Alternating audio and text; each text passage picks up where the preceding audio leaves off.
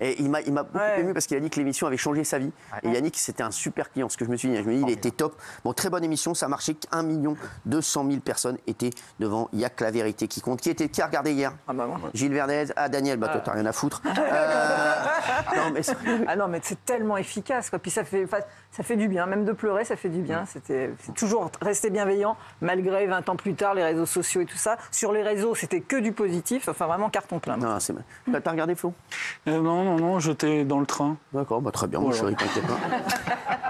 Ton alibi est pris en compte. Bonne analyse. Ça tient debout, t'inquiète pas. Je vais quand même vérifier, mais ça tient debout.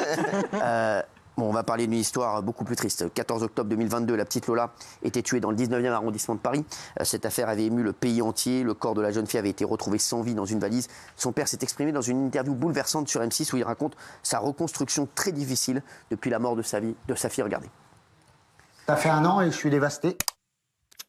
Vous voyez comment je suis aujourd'hui? Ouais, je suis dévasté.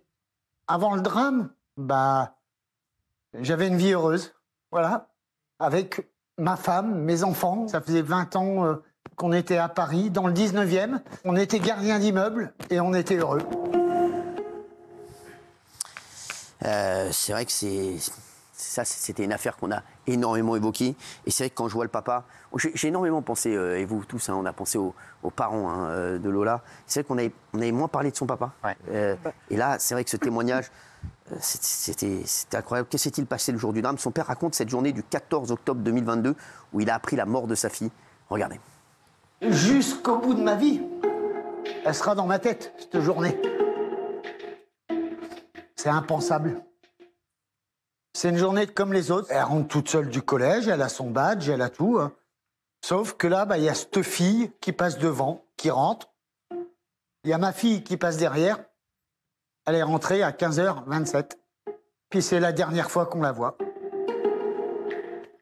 Et puis après, il s'est passé ce qui s'est passé. On a retrouvé ma fille à 23h dans une malle en plastique. C'est un SDF qui l'a retrouvée. Voilà. Et une fois que tout bascule, c'est une horreur. C'est d'une dignité, d'une force. Et puis la manière dont il fait le récit presque circonstancié comme ça, on sent sa peine. C'est bouleversant. Voilà. Honnêtement, c'est un témoignage bouleversant d'une force incroyable. Incroyable. Alors, il raconte ensuite comment était sa fille, quelle relation il avait avec elle. Et vous allez voir, le prochain extrait, il nous parlait de la tueuse. La tueuse Dabia B était connue du quartier, mais le père de Lola n'aurait jamais cru qu'elle tuerait sa fille. Ça, le pire, c'est qu'il connaissait. Il la connaissait avant. Ça, c'est incroyable. Regardez. Cette femme, non, on ne la connaissait pas avec ma femme du tout, parce qu'elle était en sous-location. Je ne l'ai jamais vue. J'y souhaite même pas du malheur à cette fille, parce que je ne suis pas comme ça. Est-ce qu'elle va prendre perpétuité? Est-ce qu'elle va prendre que 5 ans? J'en sais rien. Non, j'ai pas de souhait pour l'instant. Je veux plus que ces choses-là arrivent pour n'importe quel enfant. Voilà, c'est ça mon souhait que je veux aujourd'hui. Alors ce qu'il disait en fait, elle était connue du quartier en fait. Voilà. Dans le quartier, on la connaissait, dans l'immeuble, etc. Mais lui, il la connaissait pas, il lui a jamais parlé. Mais c'est dingue ce qu'il dit parce que c'est fou de ne même pas. Comment il arrive à être résilient. C'est ça. Franchement, il dit qu'en fait, il ne serait même pas capable de lui donner une claque. Il ne veut pas lui faire du mal. Quoi. Ce monsieur est incroyable, c'est respect absolu. C'est un. Mais comment on peut imaginer qu'elle prenne pas perpétuité en fait? C'est ça. La question aujourd'hui, c'est sera-t-elle jugée? Oui, parce qu'elle est en psychiatrie. Exactement. Alors on peut faire un petit point là-dessus. Ah oui, alors elle est parlé. Ça nous a valu en plus des sorties de beaucoup de monde sur ce qu'on avait dit sur ce plateau. Eh bien, elle est hospitalisée. Elle est internée à Villejuif, dans une unité de malades très difficile, où elle ne veut pas être. C'est contre sa volonté. Mais en fait, elle pose d'énormes problèmes. Elle a un comportement irrationnel, irascible. Elle ne dit pas vraiment les motifs. Elle varie beaucoup. Alors, l'administration pénitentiaire sait qu'elle est là. Mais pour le moment, on n'exclut pas un retour en prison, mais aucune certitude. Voilà, son état psychologique est extrêmement fragile. Elle est dans le déni parfois, dans le rêve, dans la réalité. Il n'y a pas de suivi. Donc, on ne sait pas à l'heure où on parle qu'il y aura un jour un procès. Il suffit d'être dans le déni pour potentiellement ne pas aller en prison. Je ne dis pas ça. Je dis que pour le moment, il y a des expertises. Il y a des expertises. Voilà. Mais dites-moi, c'est vrai que c'est très fragile. S'il vous plaît, ça fait combien de temps? C'est Faut se dire depuis... je 14 crois- octobre 2022. Hein. Ouais, c'est depuis février l'hospitalisation. Non, mais 14 octobre 2022. Ouais, Oui. ça fait un Il a perdu an. sa fille le 14 octobre Oui. 2022. On est combien là? Là, on est Bientôt. le Mais un 13. an après. On est le 13. Demain. Un an Ah après non. que ça. Elle est hospitalisée, je crois, depuis février ou mars. Et Et, surtout- la question, c'est l'abolition du discernement. Toujours la Ouais, même question. Et surtout, tu dis qu'elle refuse d'aller dans cette clinique psychiatrique, mais elle veut aller où en fait? Bah, en fait, elle est contre son gré, c'est-à-dire qu'elle est agressive avec les soignants, elle pose d'énormes problèmes. Voilà. Elle est contre son gré. Non, mais elle n'accepte pas les soins, c'est ce que je veux dire. Hein, je justifie pas. D'accord, bien sûr, mon Gilles, bien sûr. Non, non, on sait. Elle- Alors, il raconte aussi comment était sa fille, quelle relation il avait avec elle. C'est un moment très très fort de l'interview. Lola, c'était ma petite peste. Une fille joyeuse et puis prête à courir partout. Elle voulait être infirmière. Après, elle voulait être soignante. Après, elle voulait être institutrice. Alors que l'école, pourtant, des fois, c'était pas son truc. Mais voilà.